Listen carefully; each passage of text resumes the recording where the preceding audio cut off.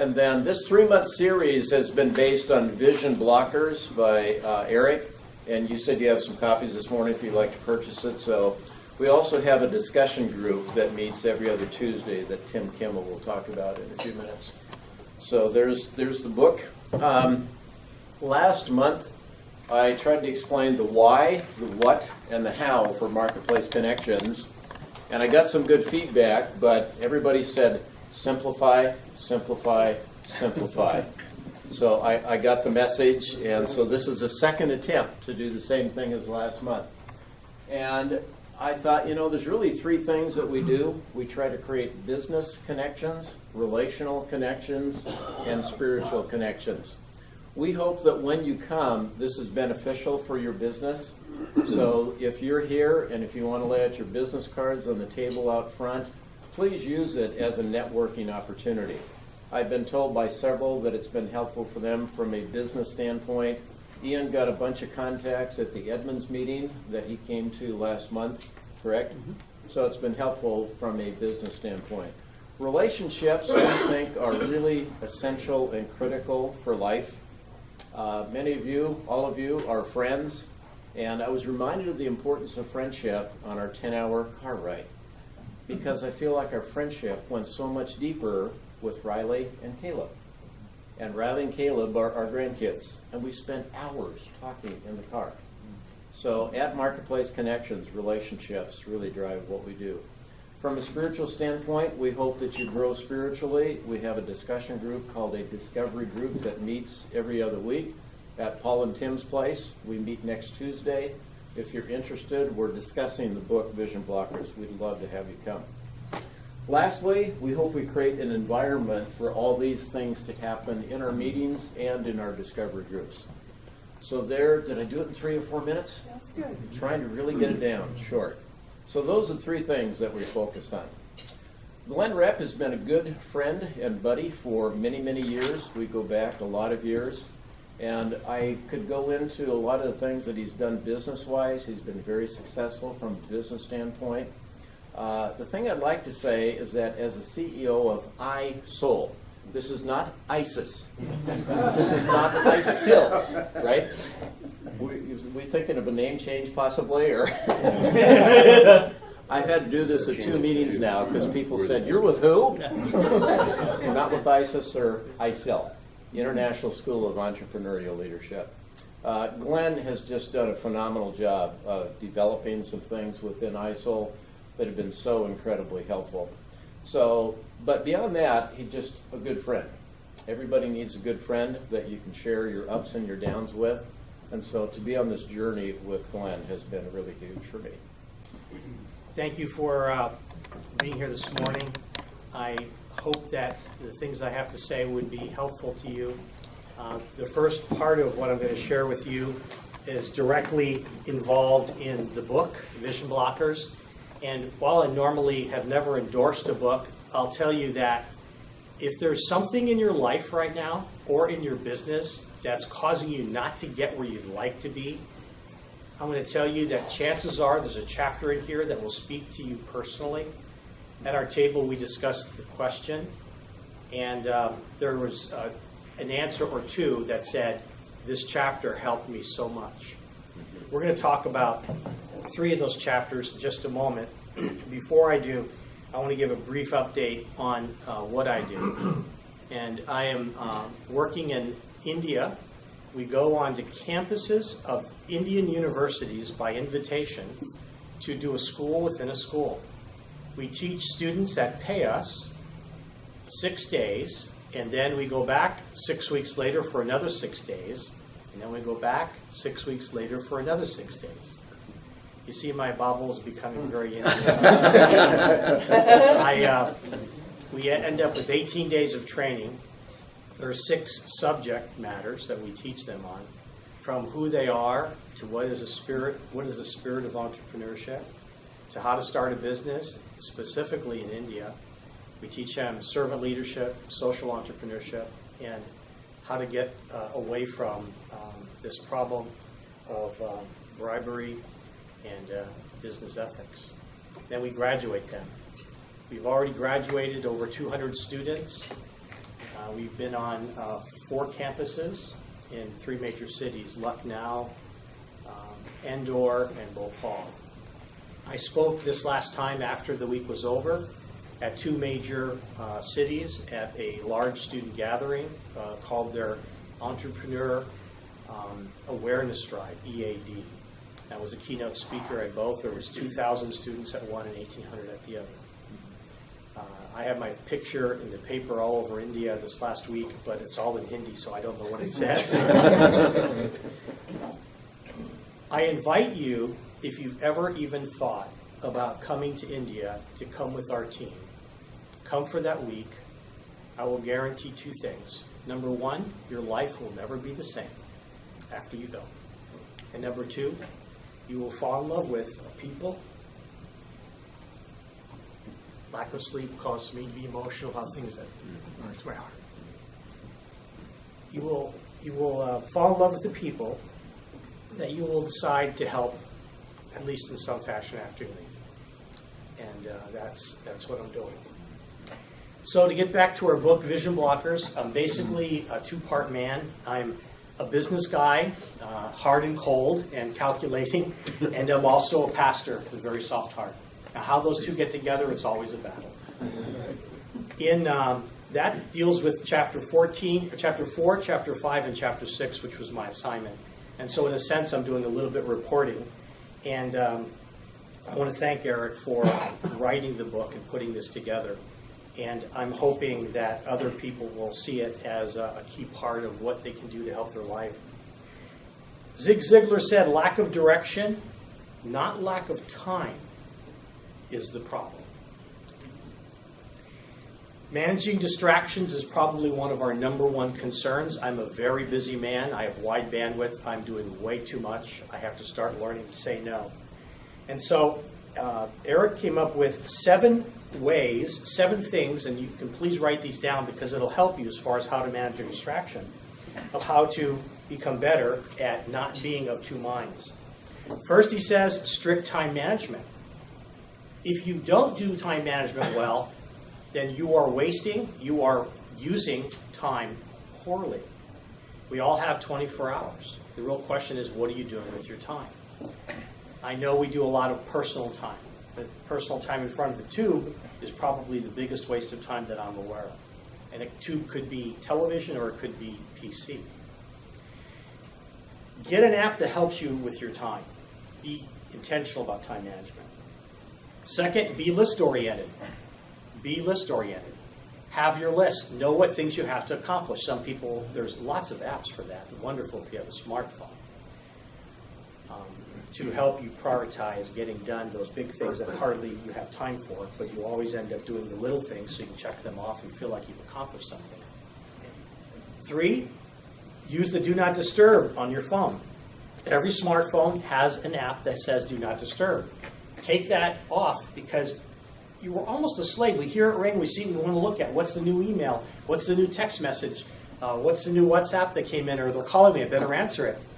You notice on every single TV program once the phone came out, whenever the phone rings, we answer it.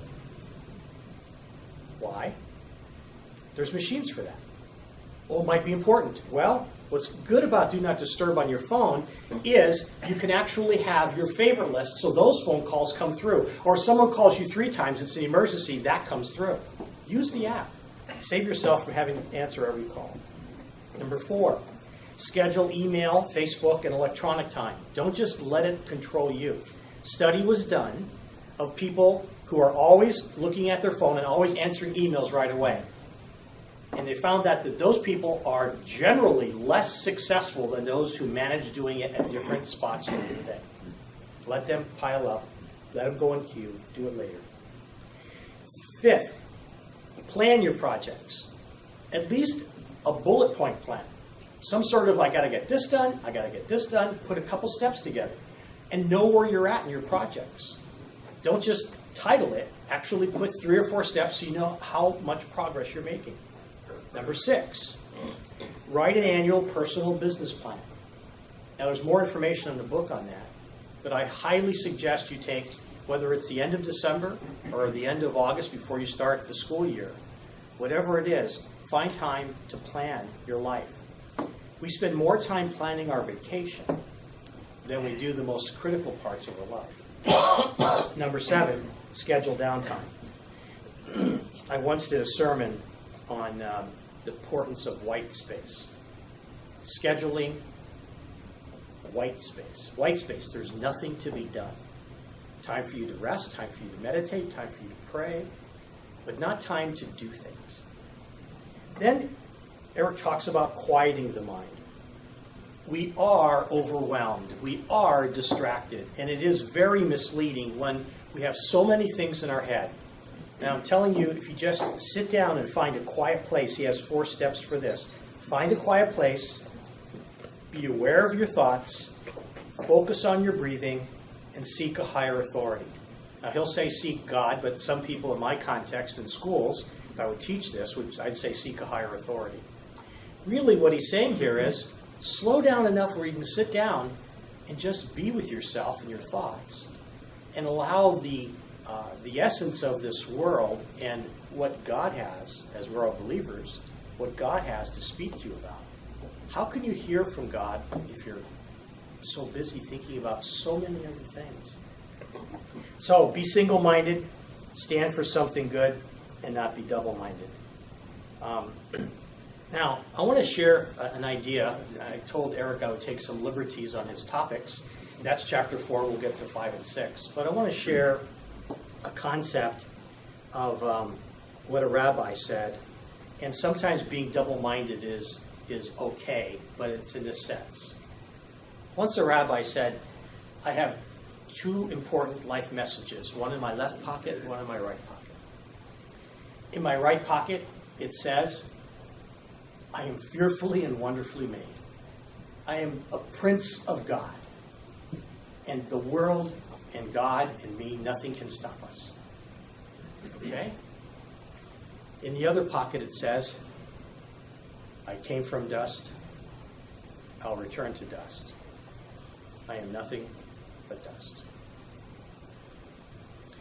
He said, the more I can hybridize or put those things together and realize both the humble side of I am nothing but dust and the wonderful side that I'm created for greatness, and harmonize those together, the more we'll be able to be of single mind. Chapter 5, I think, is one that I spoke about last year in my talk at Marketplace. It's what Ralph Waldo Emerson said, always do what you're afraid to do. It's a chapter on fear. Now, if you want to get above your fears, then I need to have you do something. I need to have you sprout wings and fly, because when you fly, you're above the fences that stop you. So the question is, how do you fly? Well, I have a recurring dream that I can fly. And I realize that my talent is such that other people don't have it, and all I do is quickly take my hand motion in my dream and go like this, and I can be 5 or 7 feet above you, and I can control above the circumstances. And I like being there. Only I can't, like a helicopter, stay up there very long. I start to float back down. That's a recurring dream I've had since a boy. I don't know that it's going to help you this morning. But there are various types of fears. Number 1 fear a lot of people have is public speaking. I have not had that since I was a boy. I don't fear public speaking. But some people do. Failure, some people are afraid to fail. And so they may not try. In India, risk is a very difficult topic to talk about. They do not want to take risk. They're averse to risk, by and large, because they don't want to fail. And yet failure, we know, are the stepping stones to success. I tell my students that the 7th failure is the last, and the 8th one, greatness opens up. But if you only fail 4 times, or 5 times, or 6 times, you won't get to number 8 when things open up. So welcome your failures, learn from them, and keep up. Keep going, keep going, keep going. There is also a fear of success. Some of you fear success. In fact, what this one woman said was, we're in a comfort zone, and if we get too hot, we're not comfortable. If we get too cold, we're not comfortable. And so if we get too much failure, we're not comfortable. If we get too much success, we're not comfortable. We need to expand our comfort zones and develop a wider ability. Fear of being wrong, fear of commitment, fear of death. Those are the fears. Well, Dr. Philip Holder said fear can manifest itself physically. Things can happen to you when you have fear. You can get tunnel vision, loss of color perception, distortion of time, or distortion of depth. Okay?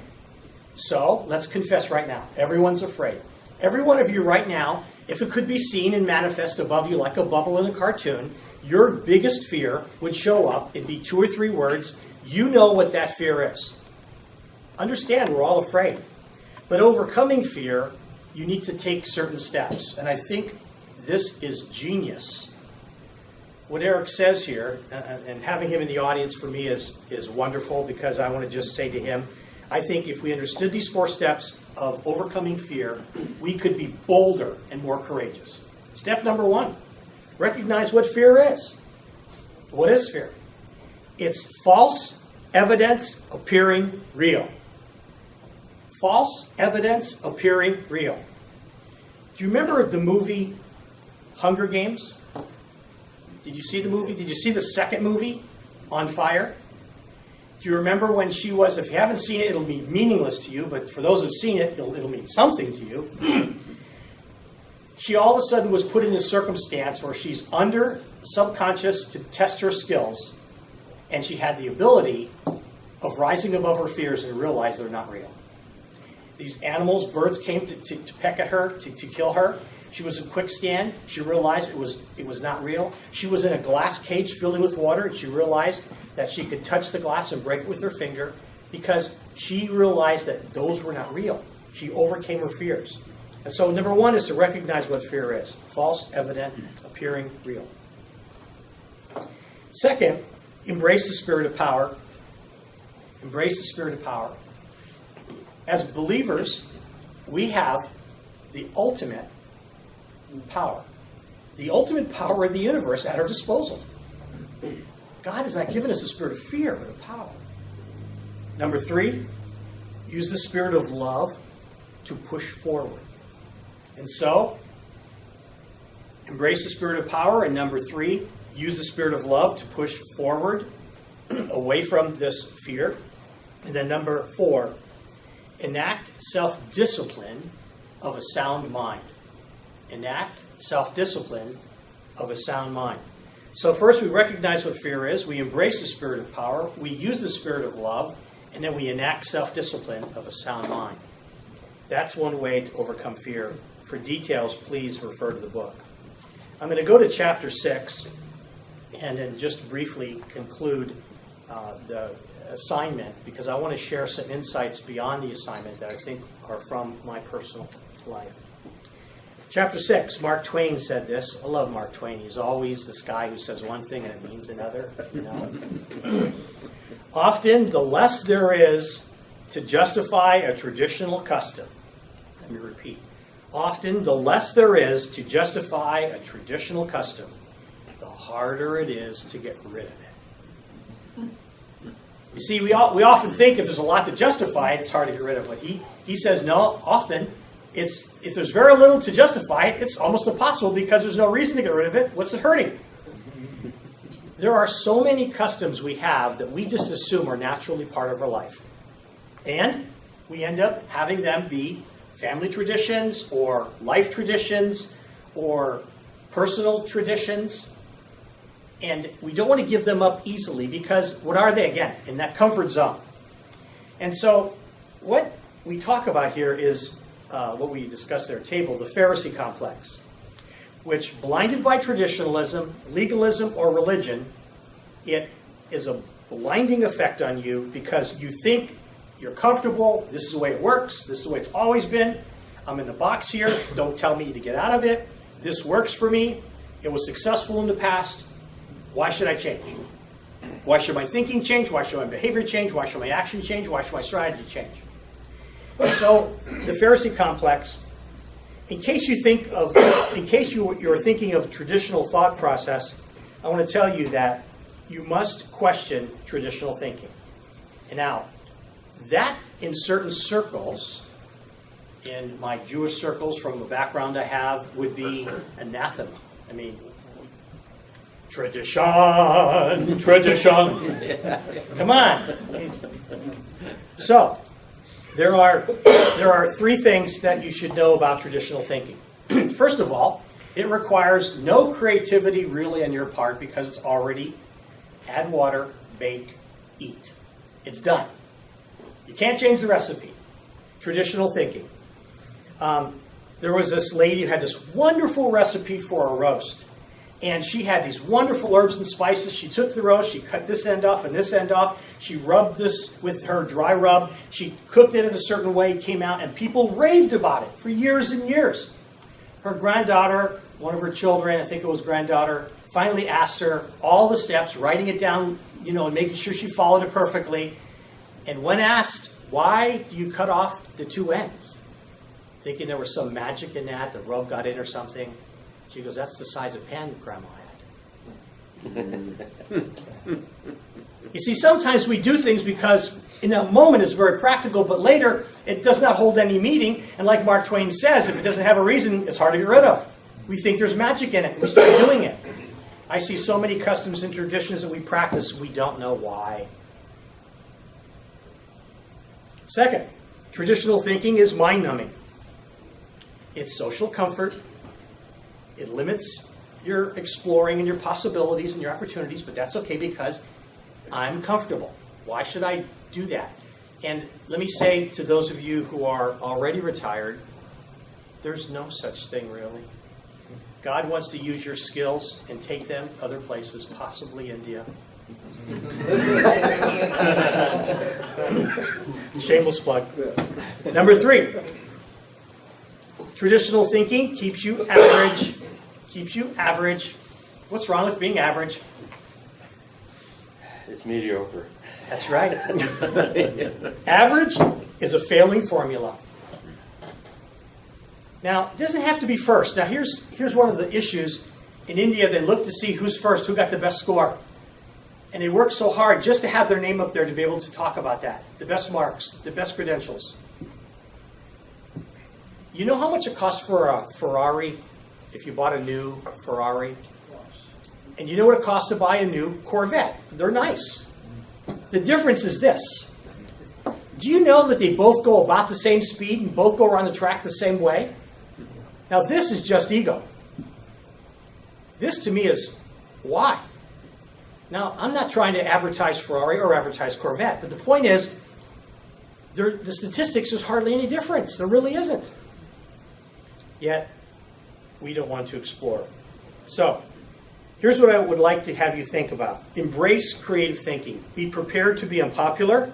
If you embrace creatively, you will be unpopular.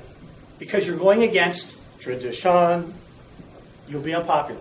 Secondly, to embrace creative thinking, you need to learn how to try something new. Break out, try something new. Find something today and do it differently. If you're used to moving your car a certain way, or putting on your clothes a certain way, or taking off your clothes a certain way, or eating a certain way, try something new. Say to yourself, I'm going to do this differently. And notice how hard it is for you. Notice how you're a creature of habit. 3, challenge tradition or popular belief. Okay, challenge tradition or popular belief.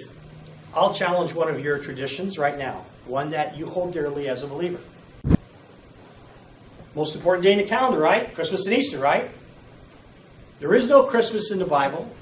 December 25th wasn't the day he was born. He was born probably in the fall. The wise men came to his house as he was 2 years old. They weren't even at the manger scene.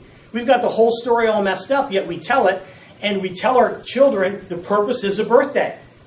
Yet it's a lie in one sense because it's not his birthday. It really isn't, and God does not lie. So I'm going to challenge your tradition. Look at the facts. Not saying you shouldn't have a celebration or be happy that God came in the form of flesh. Those are great. But challenge your tradition. I just thought that would be a good example. And then, fourthly, embrace creative thinking. You need to evaluate your thinking. So I'm going to give you 8 parts, what I'll call stinking thinking. All right? Here's stinking thinking.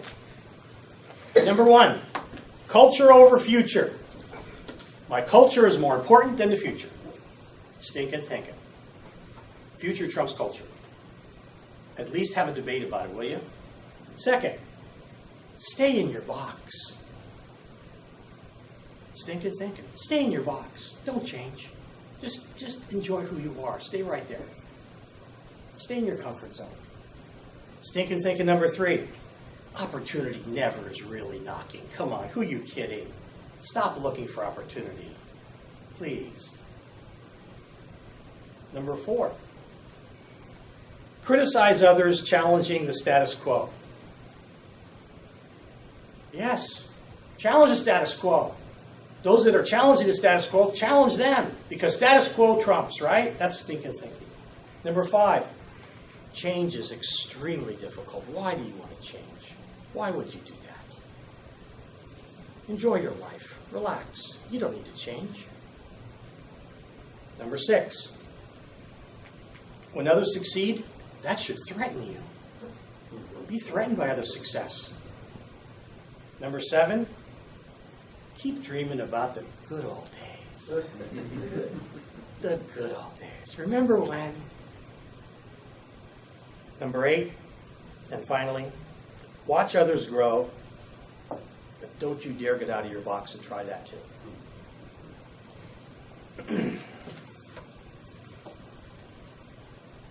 Can I ask how much time I have left? About 7 or 8 minutes. 7 or 8 minutes. I'll go quickly. I'm working on a PhD in leadership studies at Gonzaga University. I'm on the top of the hill. I'm going to be going downhill from here. I'm halfway through.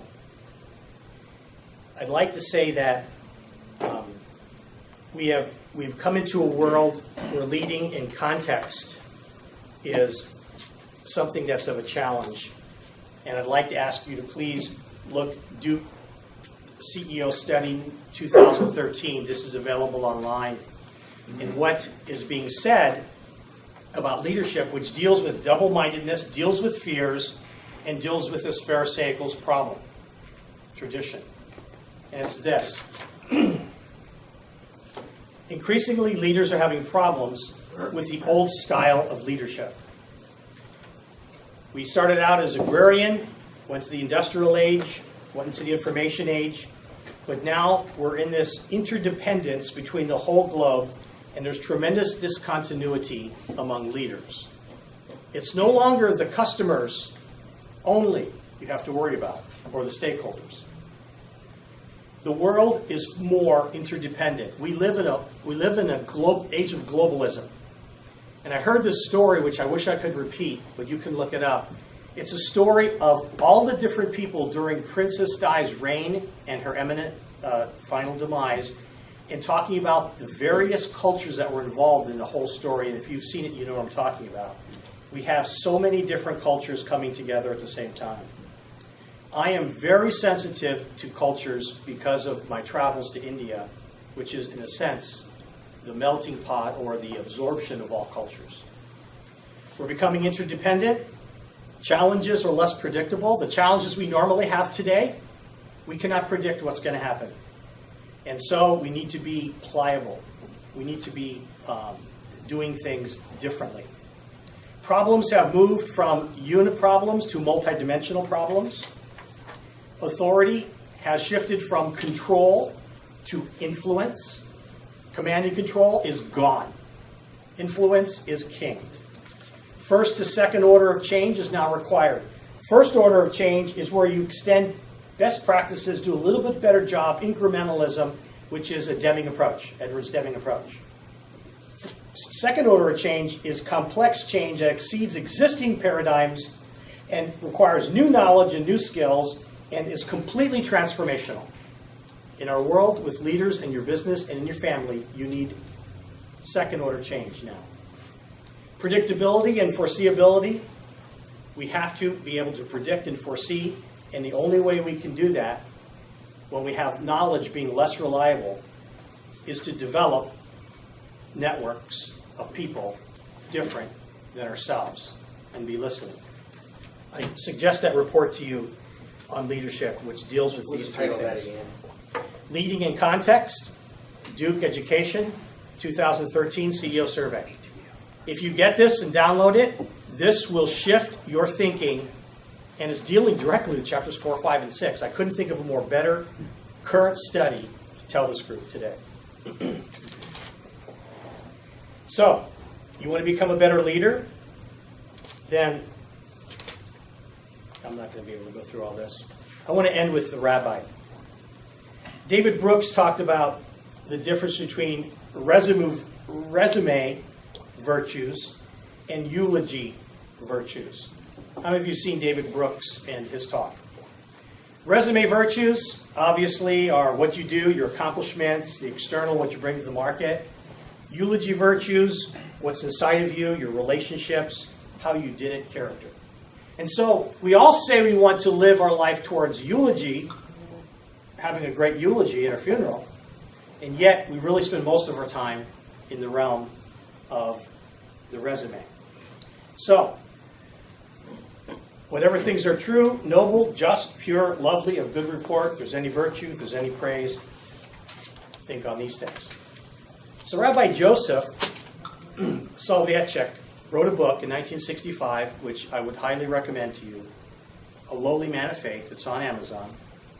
He said there's two sides to our nature.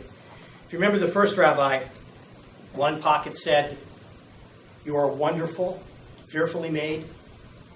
It's you and I together for this whole journey in the universe." The other one said, "You started with dust, you're going to end with dust. You're nothing." He says there's two Adams. Adam 1, external worldly ambition, nature, create, build, innovate, success. Adam 2, internal, humble. Not just to do good, but to be good. To live eternally, to honor God, our creation, and all of the possibilities. Adam 1 wants to conquer the world. Adam 2, to hear a calling and obey. Adam 1, savor accomplishments. Adam 2, savor inner strength and consistency. Adam 1, ask how things are done. Edward Deming's approach to life. Adam 2, ask why we are here. Rick Warren approach to life. Adam 1 motto, success. And I didn't say at all costs, just success. Adam 2 motto, love, redemption, forgiveness, return. He said there are two and they war with each other, and we live in perpetual confrontation between these external success and internal value system. The tricky things is I believe they're both forms of logic. The external logic is an economic logic. Input leads to output, risk leads to reward. In the internal Adam 2 logic, it's a moral logic. Often the inverse. You have to give to receive. You have to surrender something to gain something else. You have to conquer desire to be satisfied. In order to find yourself, you must lose yourself. In order to fulfill yourself, you must forget yourself. Today we live in a society that obviously favors Adam 1 and only gives lip service to Adam 2. We treat life as a game. You become cold, calculated creatures, slipping into this mediocrity where you actually, between your described self and your actual self, there's a great battle.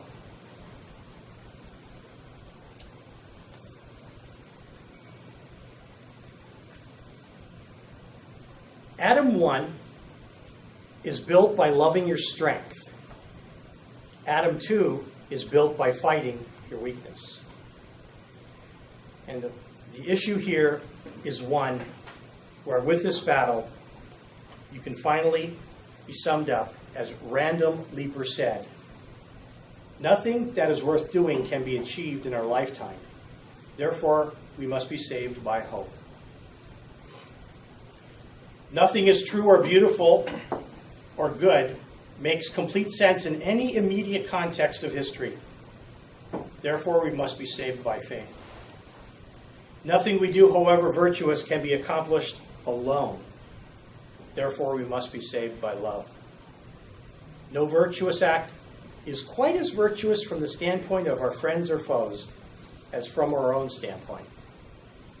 Therefore, you must be saved by the final form of love, which is forgiveness. Thank you, Eric, for sharing your book. The core and the central heart of becoming flying above these blockers is really up to you. You are your own worst enemy when it comes to your success. And I hope this was impactful to you. Thank you for being patient with the tired man this morning.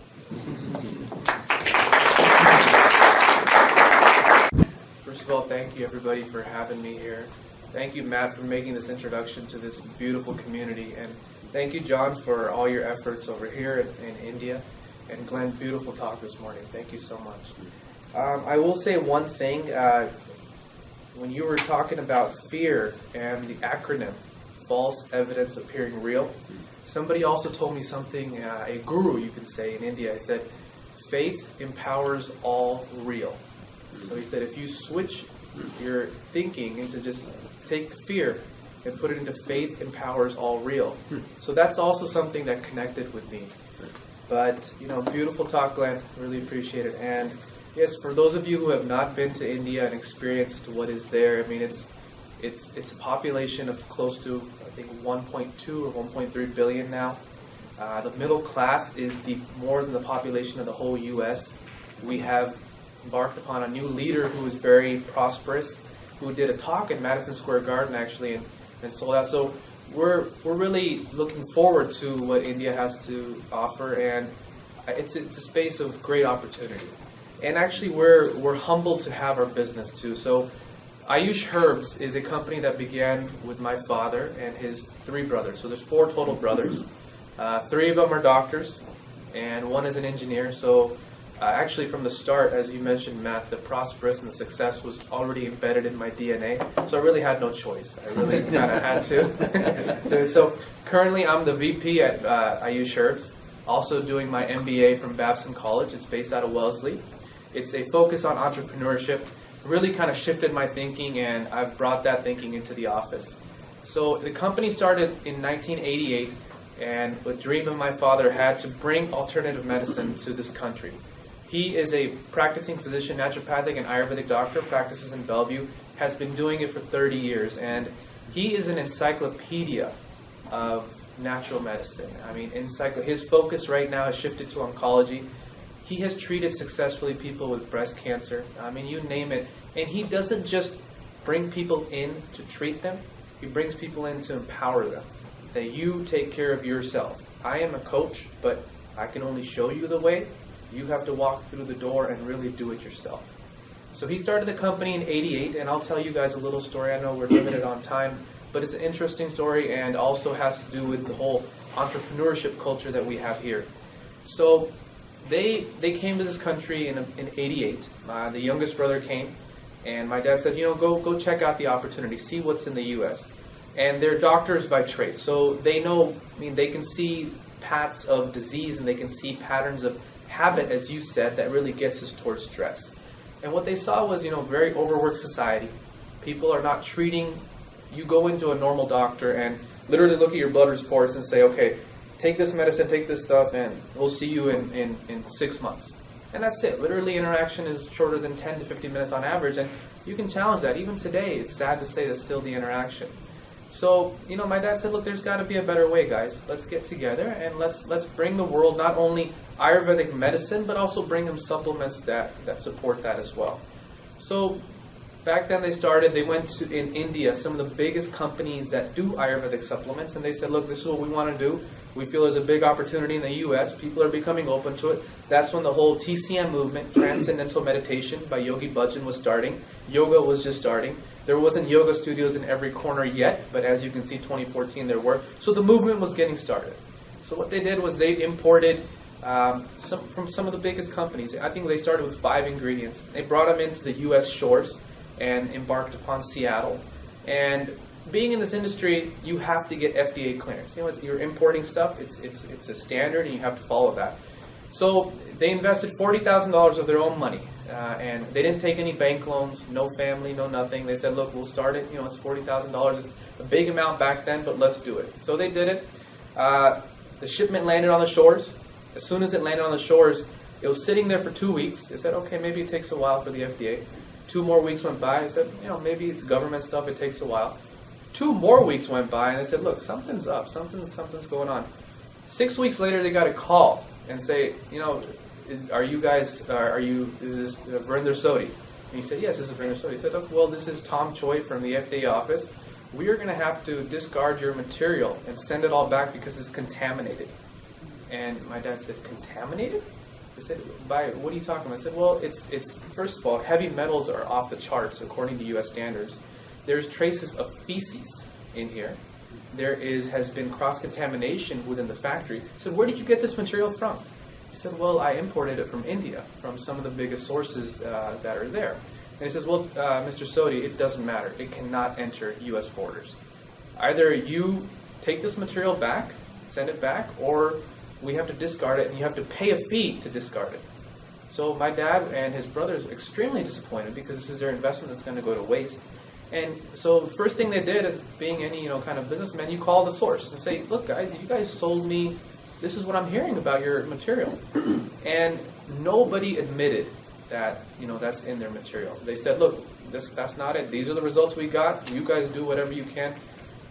So nobody took credit for it. At the end of the day, they actually went to the FDA facility, which is in Seattle. I mean, I can almost picture it. I wasn't there at that time, but I can picture it because I've been there.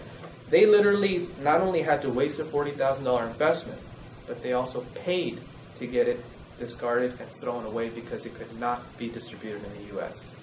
So as you can imagine, extremely disappointed. That's the first start at the business, all gung-ho about an opportunity that's bigger than themselves, really. And the brothers got together at the house and they said, look, this is quite disappointing. What do we do here? This is $40,000 is gone. We don't have money to invest in the business again. The U.S. won't let us enter in anything, so our dream of bringing supplements and care into this country is just destroyed. So they are all sitting together, and my grandfather said, instead of getting disappointed, guys, why don't you look at the flip side of this and say, it's an opportunity for you to do your own thing. If you guys cannot trust the source, why don't you become your source?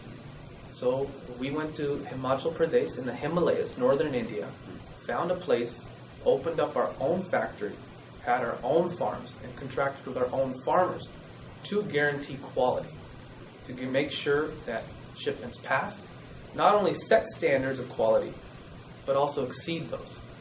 You can, to this day, you guys can pick up any one of our products and just see the results that you get, not only with a medicinal form, extremely safe. My father's rule is he will not make a medicine that he doesn't feel safe his own kid taking.